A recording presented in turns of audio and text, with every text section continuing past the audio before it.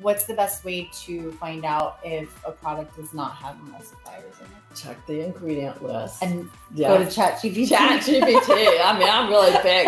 Take that ingredient list, pop it into Chat GPT, and ask, hey, are does any of this these have any emulsifiers? emulsifiers in it? I mean, it's a great way to really check any product. Mm-hmm. You can go to Chat. You can say, hey, are there any toxic ingredients in this product? Right. And they'll tell you, hey, no, there's not, which is a super great way to compare products of something. You know, I was doing research last week and I was like, okay, let me just check this one product. And it was a very well-known cleanser. Mm-hmm. And it was recommended for this very well-known cleanser that it had zero toxins, zero this and everything like that. So I put it in and I was like, okay, Chat. I was like, bump, bump, bump.